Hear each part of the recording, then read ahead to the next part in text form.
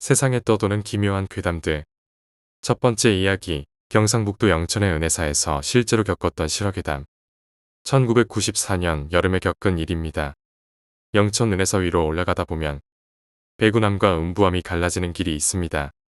거기서 배구남 방향으로 100m 정도 걸어가면 야영장 같은 공터가 있는데 그곳에는 정자가 한 채 있습니다. 지금부터 말씀드릴 이야기는 그 정자에서 겪은 일입니다. 서울에서 여자친구와 친구 커플이 대구로 놀러 왔습니다.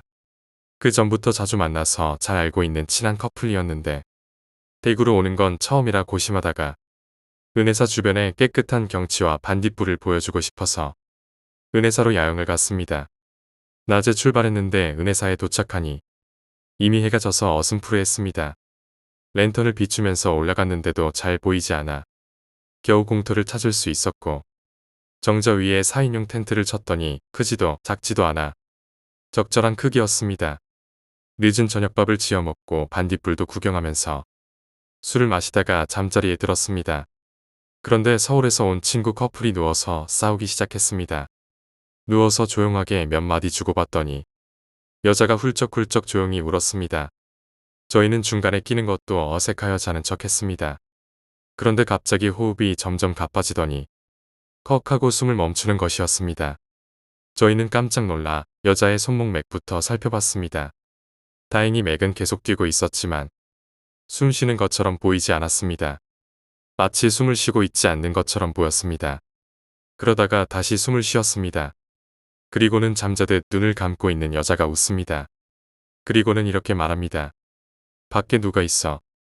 싸늘해진 텐트 안에서. 누구도 말을 하지 못합니다.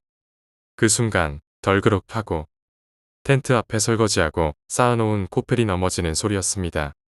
평소 여자친구는 놀랄 때마다 비명소리를 지르는데 얼마나 놀랐던지 소리도 못 지르고 다들 입만 벌린 상태로 얼어붙었습니다. 정신을 그나마 먼저 차린 제가 랜턴을 한 손에 쥐고 텐트를 확 열었으나 텐트 앞에는 아무것도 없었습니다. 이윽고 여자는 부스스 일어나 텐트 밖으로 나갔습니다. 아까 잠들기 전까지만 해도 겁이 많아서 혼자 소변 보러 가지도 못했는데 불빛 하나 없는 산중에 깔깔 웃으면서 혼자서 돌아다니는 겁니다. 무서워서 누구도 따라가지 못했고 내가 겨우 따라 나가서 동이 틀 때쯤에 데리고 와서 텐트에 재웠습니다. 그 다음날 그녀는 아무것도 기억하지 못했습니다. 나중에 이 이야기를 다른 분들께 했었는데 빙의되었을 가능성이 높다고 합니다. 생각해보니 그 여자분이 술을 마시다가 무서워서 혼자 못 간다고 제 여친과 함께 소변을 보러 갔었는데 그때 소변을 보다가 빙이 되었을 거라고 합니다. 두 번째 이야기, 학생들의 원한. 학교마다 과한 체벌로 악명이 높으신 선생님들이 계십니다. 물론 사랑에 매료하시는 선생님들이 대다수이지만 때리는 것 자체가 목적이 아닌가 싶은 선생님도 계십니다. 제가 학교 다닐 때도 그런 분이 계셨습니다. 학생들을 때릴 때 정말 복날개 패듯이 때리고 때리시면서 하시는 말씀이 언어폭력에 가까운 말씀이라 선후학명이 자자한 분이셨습니다. 학교뿐만 아니라 다른 학교에서도 유명하셨습니다. 동문 선배들에게 들은 이야기입니다. 어느 날 그 선생님이 퇴근하시는데 지하철에서 어떤 아가씨가 아는 척을 하더라는 겁니다. 처음에는 누군지 몰랐는데 자세히 보니 졸업한 제자였습니다. 그 아가씨는 반색을 하더니 우연히 선생님을 뵈어서 저녁 식사라도 대접하겠다는 것이었습니다. 근처 식당으로 모시고 온 제자는 사근사근하게 굴며 자기가 선생님이 마실 물도 직접 가져왔다고 합니다. 선생님께선 제자의 그런 모습에 흐뭇한 기분을 느끼며 이런저런 이야기를 하며 식사를 마치셨습니다. 그 아가씨는 후식으로 마시는 커피까지 자기가 직접 뽑아서 가져왔는데 여기서부터 좀 이상한 일이 벌어지더라는 겁니다. 선생님께서 커피를 마시려는데 그 아가씨가 갑자기 선생님의 손을 확 치더니 커피를 쏟아버리는 겁니다. 너무나 말도 안 되는 행동에 선생님이 불쾌한 기분으로 제자를 봤는데 조금 전까지 생글거리던 그 아가씨가 웃음기도 싹 사라진 무언가 정말 무서운 것이라도 본 표정으로 변해 있었답니다.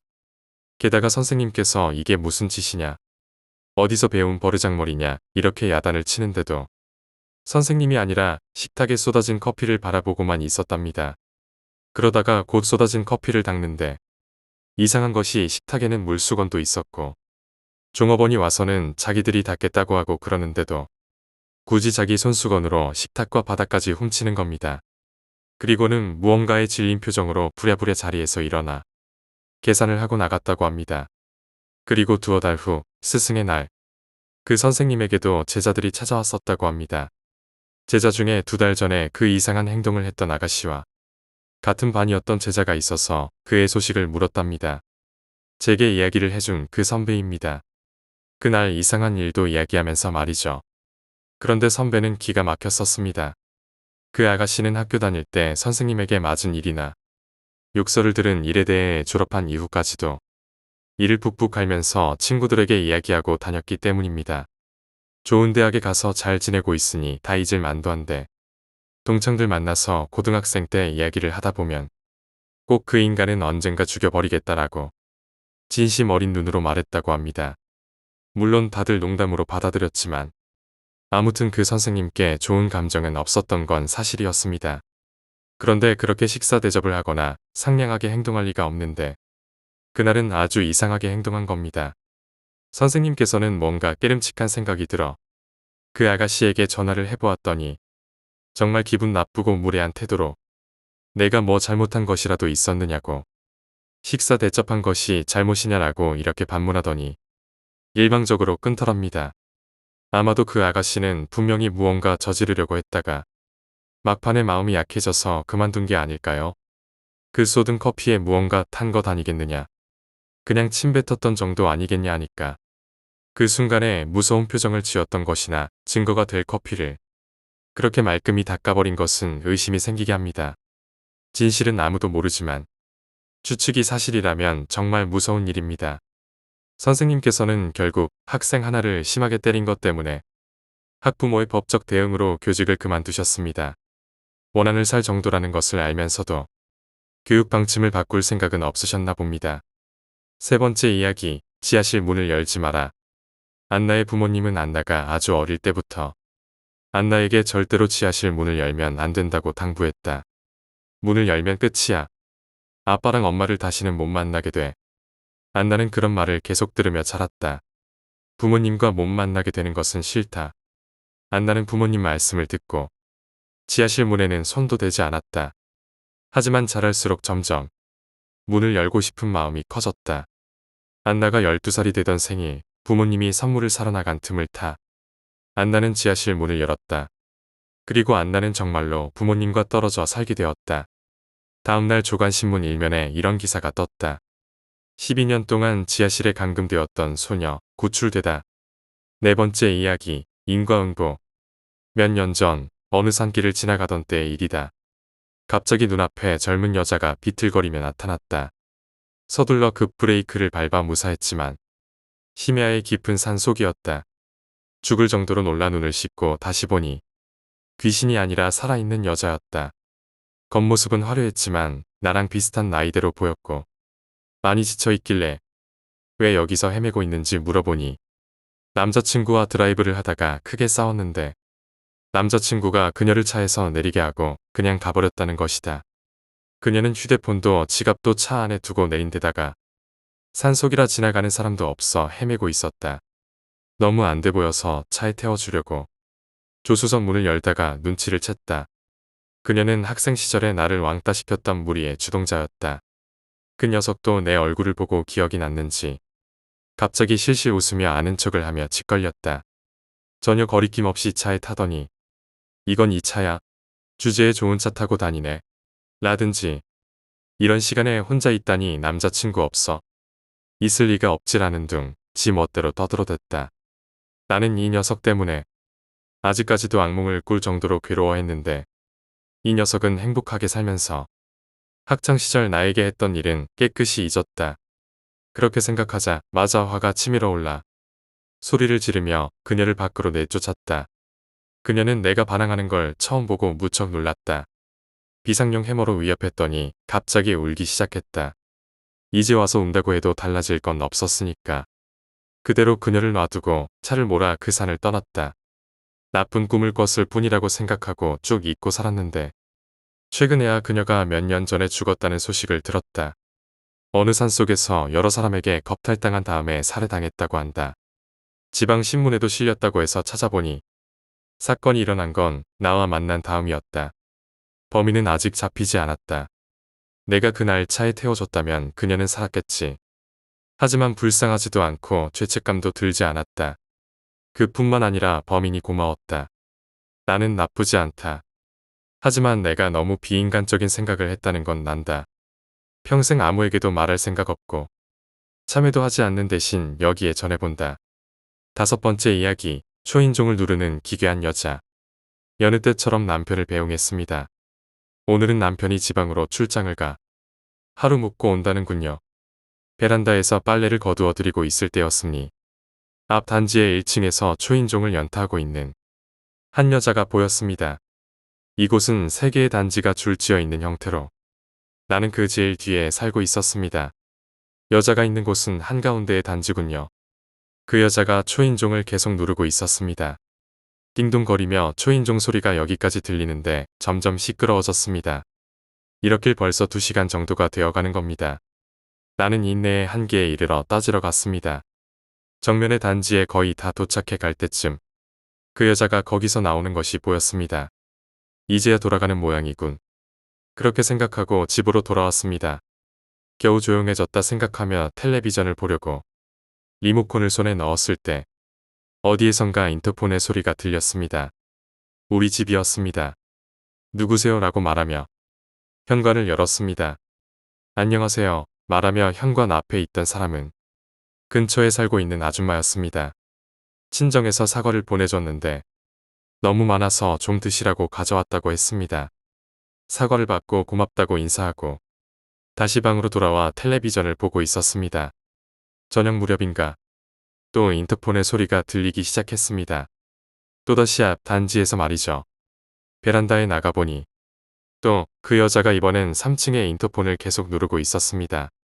밖에 나와 그 여자에게 따지려고 앞단지의 입구를 들어갔을 때 지금까지 들리지 않았던 것이 들려왔습니다. 쉽게 말하면 큰 소리로 외치는 소리와 같은 것. 그리고 끊임없이 철제 현관문을 발로 차는 것 같은 소리. 지나친 소음에 무심코 시끄러워. 그만하세요. 라고 말해버렸습니다. 그러자 3층에서부터 대단한 기세로 내려 오는 발소리가 들렸습니다. 나는 거기서 공포를 느끼고 도망쳐 버렸습니다. 달려서 내가 살고 있는 단지까지 도망치고 통로의 모퉁이를 돌았을 때 안심이 돼서 살짝 멈춰섰을 때 보였습니다. 마침 여자도 입구로부터 나오는 중이었습니다. 그 여자의 모습은 관절이 없는 것 같이 흐느적거리고 있는 것 같은 느낌이었습니다. 손가락이 이상할 정도로 길었습니다. 목은 120도 정도 굽히고 있었습니다. 그리고 웃고 있었던 것 같은 생각이 듭니다. 너무 무서워서 집으로 서둘러 돌아와서 현관문을 잠그고 이불 속에 들어가 떨고 있었습니다. 잠시 후 현관을 열려고 하는 소리가 들렸습니다. 그것이 왔다. 그렇게 생각하고 필사적으로 귀를 막고 있었습니다. 그러자 목소리가 들렸습니다. 여보 나왔어. 문 열어. 남편 목소리였습니다. 다행이다. 남편이 돌아왔다. 그렇게 생각하고 현관까지 달려왔습니다. 무섭던 차에 빨리 문을 열어 남편이 들어줬으면 좋겠다. 그렇게 생각하며 문을 열어주려고 할 때 문득 번개처럼 머리를 스치고 지나가는 것이 있었습니다. 오늘은 남편이 출장으로 집에 오지 않는다는 것이었죠. 현관문의 구멍으로 살짝 밖을 엿보고는 서둘러 이불로 돌아왔습니다. 밖에 있던 것은 남편이 아니고 그 여자였습니다. 개처럼 혀를 길게 빼서 축 늘어뜨린 채로 마치 부엉이처럼 고개를 갸웃거리면서 내가 현관문을 열기를 기다리고 있었습니다. 그대로 정신을 잃었는지 아침이 되어 있었습니다. 조심조심 현관에 가 구멍으로 밖을 보면 더 이상 아무도 없었습니다. 잠시 후 초인종이 울렸습니다. 이번엔 진짜 남편이었습니다. 남편에게 어제의 일을 전부 이야기하며 울었습니다. 지금부터는 가능한 한 빨리 돌아온다고 해주었습니다. 다음날 앞단지의 사람들에게 초인종 소리가 시끄럽지 않았는지 물어봤는데 누구 하나 초인종 소리를 들은 사람은 없었습니다. 주위에선 내 행동이 이상했겠지요. 조금 부끄러워져 버렸습니다. 결국 그 여자가 누구였는가는 모릅니다만 그때 현관을 열지 않아서 정말로 다행입니다. 6번째 이야기, 기묘한 여자아이의 목소리. 분명히 일어나지 않아야 마땅한 일인데도 일어나는 법이 있습니다. 이러한 상황에 처하게 되면 우리들은 매우 당황하고 혼란스럽게 됩니다. 하지만 이럴 때일수록 신중해야 하는 법입니다. 자칫하면 상황을 더욱 더 나쁘게 만들 수가 있으니까 말입니다. 그리고 그러한 상황에서 벗어나게 되면 그저 머릿속에 기억으로 남을 뿐이니까 말입니다. 내가 중학교 2학년 때의 이야기입니다. 덧붙이자면 실화입니다. 쉬는 시간 매일같이 사용했던 화장실 말고 다른 화장실에 갔다. 확실히 언제나 사용하고 있던 화장실이 청소였던가 그런 이유로 들어갈 수 없었기 때문이었다라고 생각한다. 그 화장실에 갔는데 웬일인지 첫 번째 칸에 휴지가 없었으므로 하는 수 없이 두 번째 칸에 들어갔다. 그때부터 무언가 싫은 느낌이 들었다. 그리고 내가 그 두 번째 칸에서 나가려고 한 순간 거기에 누가 있니? 라고 작은 여자아이의 목소리가 들렸다. 게다가 그 화장실에는 나 이외에 아무도 없었다. 들어갈 때에 아무도 없었고 그것은 틀림없었다. 뒤에서 누군가가 들어온 가능성도 절대로 있을 수 없다. 그리고 가장 무서운 것은 그 목소리는 나의 머리 위에서 들려왔던 것이었다. 그런 곳에 사람이 있을 리가 없다. 더구나 작은 여자아이의 목소리가 들리다니 있을 수 없다. 나는 그대로 쏜살같이 도망쳤다. 물론 머리 위를 볼 용기 따위 있을 리도 없었다. 그러나 낌새를 챘다. 분명히 무엇인가가 있었다는 것이다. 나의 머리 위에 그때 위를 보지 않아서 정말로 다행이라고 생각한다. 이것을 친구에게 이야기해도 믿지 않았다. 그러나 나는 확실히 나에게 물었었던 그 목소리를 기억한다. 7번째 이야기, 일본의 과거. 한 초등학교 교사가 있었다. 어느 봄날 그는 학교의 소풍버스 안에서 괴담을 아이들에게 들려주었다. 평상시 떠들썩한 아이들도 그날은 진지하게 그의 이야기에 귀를 기울여 진심으로 몰입하고 있었다. 왠지 으슥해진 그는 마지막으로 비장의 괴담인 소의 목을 꺼내기로 했다. 그는 목소리를 낮추고 아이들에게 이렇게 말했다. 지금부터 이야기하는 것은 소의 목이라고 하는 괴담이다. 여기에서 소의 목이란. 그런데 그가 이야기를 얼마쯤 진행하자 버스 안에서 이변이 일어난다. 아이들이 이야기를 듣는 와중에 너무나 무서운 나머지 저마다 선생님, 이제 그 이야기는 그만하세요. 라며 애원하기 시작했던 것이다. 어느 아이는 새파랗게 질려 귀를 막고 다른 아이는 큰 소리로 울부짖는다. 오줌을 지린 아이도 있었다. 그럼에도 교사는 짓궂게 이야기를 멈추지 않았다. 그의 표정은 마치 신이 들린 사람 같았다. 잠시 후에 버스가 갑자기 정지했다. 이변을 느끼고 제정신으로 돌아온 그가 운전석을 보자 버스의 운전기사가 비지땀을 흘리며 부들부들 떨고 있었다. 그 역시도 공포에 질려 더 이상은 운전을 지속하기 어려워서 차를 세웠을 것이다. 교사가 다시 주위를 둘러보니 학생들은 당황한 나머지 실신한 아이도 있었다. 그 이후로 그가 2번 다시 소의 목에 대해 이야기하는 일은 없었다고 한다. 소의 목이란 세상에서 제일 무서우면서 가장 유명한 괴담이지만 그 지나친 공포 때문에 듣는 자로 하여금 미치거나 죽게 만든다. 따라서 그 이야기가 무엇인지는 아무도 들은 바 없다는 전설적인 이야기이다.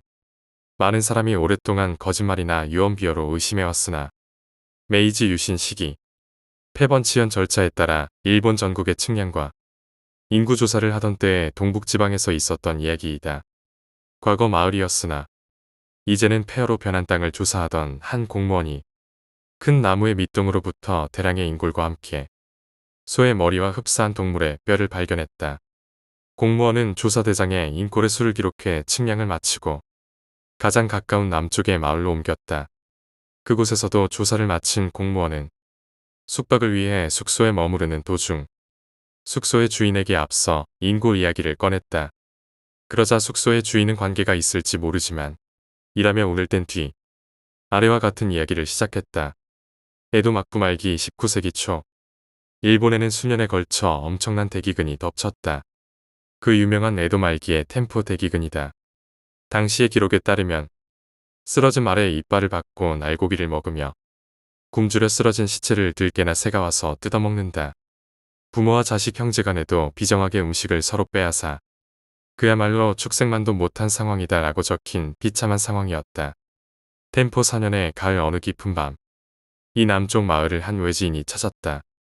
휘청휘청 걷는 그의 몸뚱이는 사람이었으되 머리는 그야말로 소와 같았다. 몇몇 마을 사람들이 놀라워하며 다가가 붙잡으려 하는 그때 낫과 곡괭이 등을 손에 쥔 이웃 마을 사람들이 수십 명씩 대를 지어 나타났다.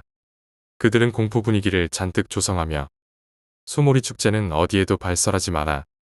그들은 저마다 이렇게 외치며 그 외지인을 붙잡고 어둠 속으로 사라져갔다. 날이 밝자 마을 곳곳에 그 이야기가 퍼져나갔지만 아무도 이웃마을까지 확인하러 나가지는 않았다. 그리고 다음 해 그 이웃마을을 다녀온 사람이 벌써 그곳에 사람이나 가축의 기척은 어디에도 없다는 충격적인 이야기를 전했다.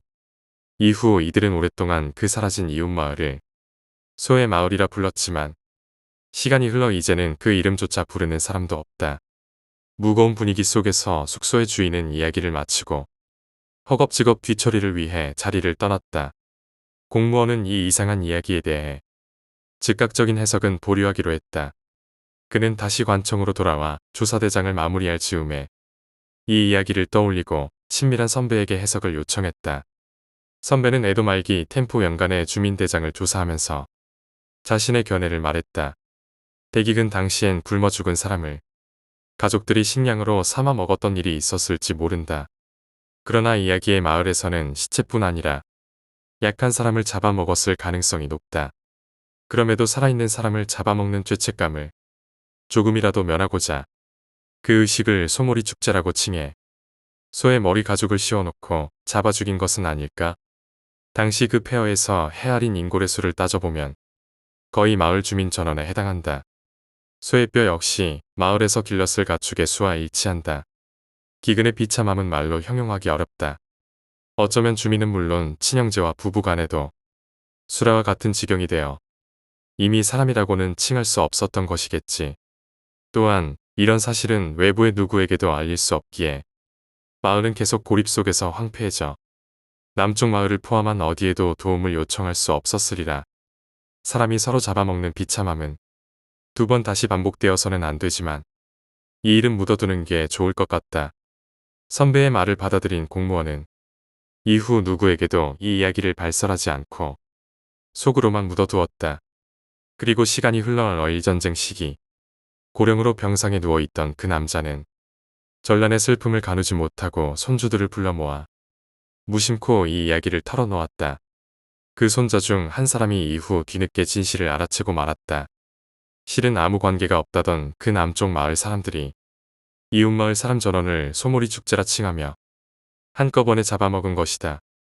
그렇지 않으면 그 많은 뼈를 누가 어떻게 묻었겠는가. 그렇게 소의 목 이야기는 누구에게도 이야기해서는 안 된다는 저주의 단서가 붙었다. 누구의 입에도 오르지 않고 내용도 알려지지 않았지만 아직도 많은 사람이 소의 목 이야기를 알고 있다. 무언가의 본질을 파헤치는 이야기는 그 자체의 영혼이 깃들어 점차 사람들 사이로 영향을 끼쳐나가기 때문이다. 8번째 이야기, 기괴한 상여소리. 아버지께서 겪으신 일입니다. 아버지께서는 친구분과 술을 드시는 걸 좋아하십니다. 그날도 친구분과 술을 드시고 술도 깨고 집에 들어갈 겸 약수터에 가셨답니다.